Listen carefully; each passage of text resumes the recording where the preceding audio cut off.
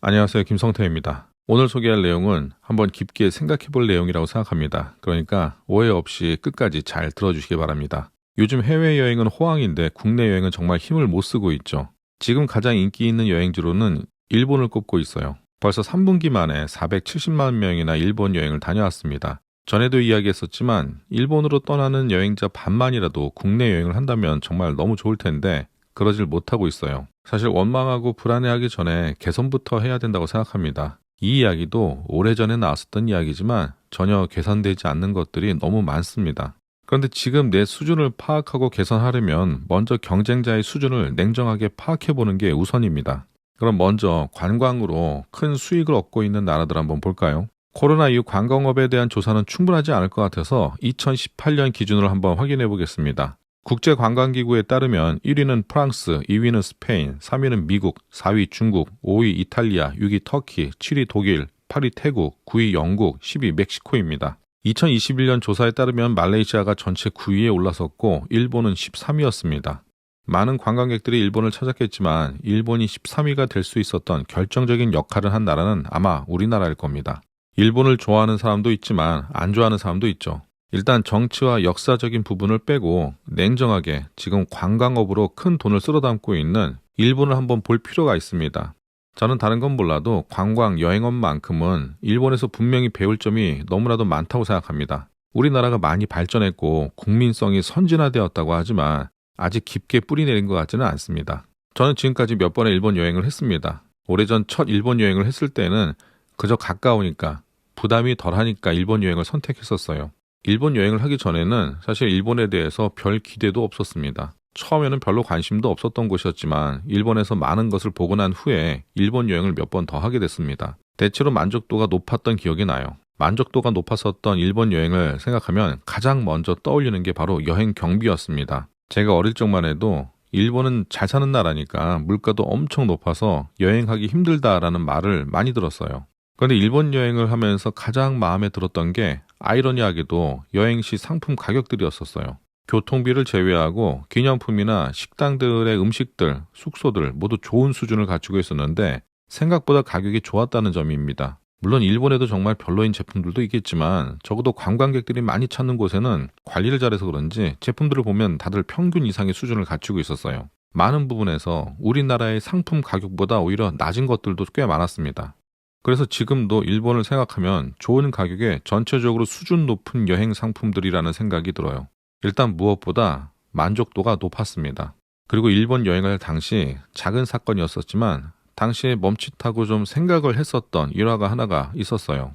일본 여행을 하다가 엘리베이터를 타려고 들어갔었는데 아주 키가 작은 할머니 한 분이 먼저 타 있었어요. 한 여든은 넘어 보이는 일본 할머니였는데 그분이 일본어로 우리에게 뭐라고 이야기를 했었습니다. 일본어를 할 줄 아는 동행인이 말하기를 몇 층 가냐고 묻는 거라고 답해줬었어요. 그리고 내릴 때가 돼서 내렸는데 마지막까지 그 할머니는 엘리베이터 그 열린 버튼을 꾹 누르고 있더라고요. 그리고 우리가 내린 후에 그 할머니가 따라 내렸었어요. 제가 그 오래전에 일본을 여행할 당시에도 일본은 선진국이라고 불렸었습니다. 그리고 당시에는 우리나라를 개발도상국이라고 불리던 시절이었었어요. 하지만 시간이 흘러서 이제 우리나라도 선진국 반열에 올라섰습니다. 제가 학교에 다닐 때만 해도 대한민국은 발전 가능성이 큰 개발도상국이라고 배웠는데 모든 국민들이 노력을 해서 이제 선진국이 된 거예요. 당연히 오래전부터 선진국 반열에 오른 국가들의 모든 시스템을 따라갈 수는 없을 겁니다. 하지만 분명한 건 이제 우리나라도 개발도상국에서 쌓았었던 시스템을 수정하고 발전시켜서 선진국에 맞는 시스템으로 변화를 주어야 한다는 거예요. 물론 많은 분들이 그렇게 하고 있지만 이 관광 분야에서도 많은 노력을 해야 된다고 생각합니다. 제품의 수준, 위생, 바가지 요금, 서비스 등 정말 변화해야 될 것들이 많습니다. 그리고 우리나라 사람들이 많이 찾는 베트남도 있습니다. 베트남도 전역에 유명 여행지들이 참 많아요. 하지만 아직 개발도상국의 수준을 못 벗어난 분위기죠. 위생 상태나 소매치기, 택시 사기, 이 택시 사기는 택시를 탈 때마다 신경 쓰이게 하는 아주 안 좋은 면인 것 같아요. 저도 베트남에 갔었다가 그런 경험이 몇 번 있었습니다. 그런데 이렇게 불편한데 왜 자꾸 한국인들이 베트남을 찾아갈까요? 여러 이유가 있을 겁니다. 따뜻한 날씨, 바닷가, 이색적인 맛집들. 그런데 무엇보다 가장 중요한 거는 싸기 때문이에요. 가격 경쟁력이 있기 때문입니다. 아직도 우리나라 돈으로 1,500원 정도면은 쌀국수 한 그릇을 먹을 수 있는 곳도 있고 호텔도 4, 5만 원이면은 괜찮은 숙소를 잡을 수가 있어요. 항공료가 좀 들긴 하지만 요즘 저가 항공권도 많이 나와 있어서 30만 원 정도면 쉽게 구할 수가 있습니다.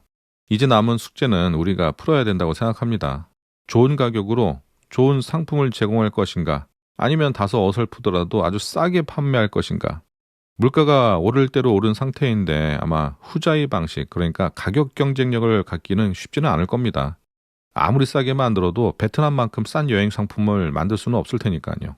아마 최근 지방 축제에 관련된 뉴스에서 보셨을 거예요. 대단하지 않은 상품을 가격까지 올려서 받았을 때 소비자들의 반응은 참 날카롭고 무섭습니다. TV에서도 많이 나오고 인터넷에서도 아주 뜨거웠었죠. 그게 바로 소비자들의 반응입니다. 이제 그들은 주는 대로 받지 않아요. 소비자들의 선택지는 너무나도 많고 불합리한 제도와 상품은 외면하고 스스로 좋은 판단을 하게 됩니다. 이 업계에 몸담고 있는 모든 분들이 함께 고민해 봐야 될 문제라고 생각을 합니다. 이러한 문제를 인식하고 있는 분들이라면 이제 진짜로 상품의 수준을 높여야만 됩니다. 지금 소비자들의 외면을 받고 있는 이유는 상품 수준이 그만큼 높지 않다는 겁니다. 그렇게 하기 위해서 경쟁자들의 상품을 보고 배워야 됩니다. 저 역시도 해외 나가서 더 좋은 것들을 보려고 아직도 답사 여행을 합니다. 간혹 보면 한 번도 해외에 나가보지 않은 분이 해외 분위기의 펜션을 운영해보고 싶다라고 말하는 경우도 있어요.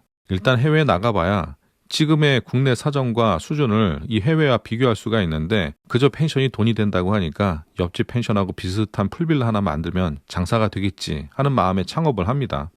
지금까지는 그렇게 해도 괜찮았다고 해도 이제는 바뀌어야 됩니다. 더 노력해야 하는 시점이 찾아왔습니다. 이제 코로나도 끝났고 해외여행도 자유로워졌습니다. 아직 소비자들에게 사랑받는 여행지 또는 숙소에 대한 경험이 많지 않다면 꼭 해외에 나가서 좋은 것들을 많이 보시길 바랍니다. 이제 여름 성수기도 지나갔고 가을 단풍 여행 시즌도 지나갔습니다. 바쁜 시기 다 끝났습니다. 물론 여전히 바쁜 펜션들도 많겠지만 지금처럼 시간이 좀 여유로울 때 겸사겸사 여행도 하고 머리도 식히고 여행지에서 좋은 것들 많이 보면서 더 업그레이드 할 수 있는 시간을 가져보길 바라겠습니다. 다음에도 펜션 사업을 하는 분들에게 도움이 되는 영상 소개해 보겠습니다. 감사합니다.